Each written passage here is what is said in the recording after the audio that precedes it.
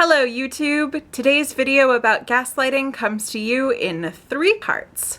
Part 1. What is gaslighting?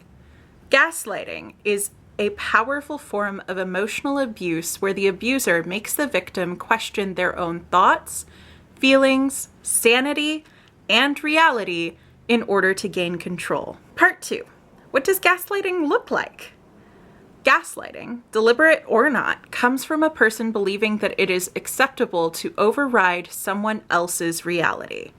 It can occur in any relationship, romantic, platonic, familial, the whole harbor full of ships. It is most often seen in romantic relationships and parent-child relationships. Gaslighting is also an abuse tactic that can scale up. Expert gaslighters who are in positions of power often gaslight entire groups of people at a time. A teacher in a classroom, a boss to their employees, an older generation to a younger generation, and in some cases, the leader of a country to that country's citizens.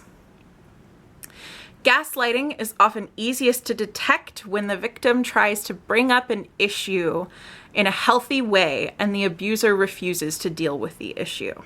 The National Domestic Violence Hotline identifies 5 different elements of gaslighting.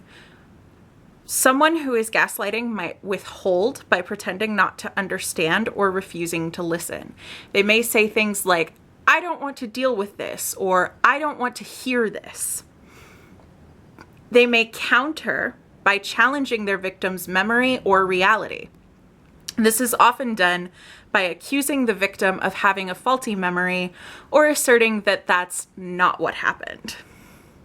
A person who is gaslighting may also block or divert their victim by changing the subject or questioning the victim's thoughts. For instance, they may say things like, "You're imagining things," or "That sounds like so-and-so's crazy idea." The abuser will often try to minimize their victim's feelings and needs or dismiss them entirely by accusing the victim of being too sensitive or making mountains out of molehills or suggesting that their feelings are not a proportional response to the issue the victim is bringing up. And finally, the abuser will forget or deny that something they said or did happened. All 5 of these tactics are designed to make the victim question their reality until they start looking to the abuser to define their reality, which is what the abuser wants. That gives them more control. Victims of gaslighting often feel constantly on edge, second-guessing their feelings and memories. They may often feel crazy or like they can never remember anything correctly. And when gaslighting is truly effective, victims will question if they are too sensitive or if perhaps they themselves are the monster for asking for what they need. Part 3, how to resist. So, how do you fight gaslighting? Well, it depends on the scale of the gaslighting that one is trying to resist. While all of the techniques to fighting gaslighting work in one-on-one relationships, only a few scale up to those larger cases we mentioned before. The most powerful and effective way to fight gaslighting is to get out of the relationship. Confronting the gaslighter about their behavior does not work.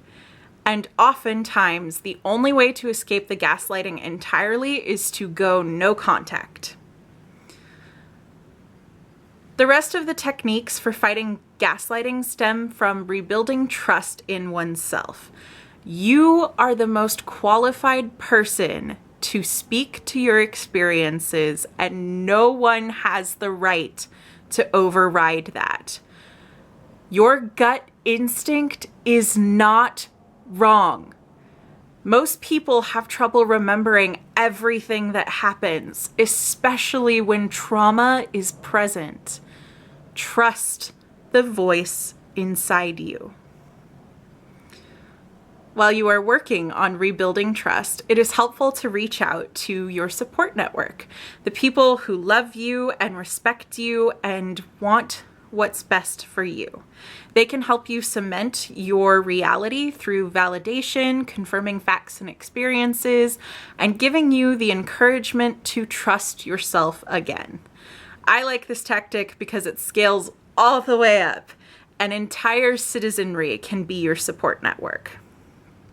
Personally, I find it most helpful to have a set of reality grounding mantras that I repeat to myself over and over.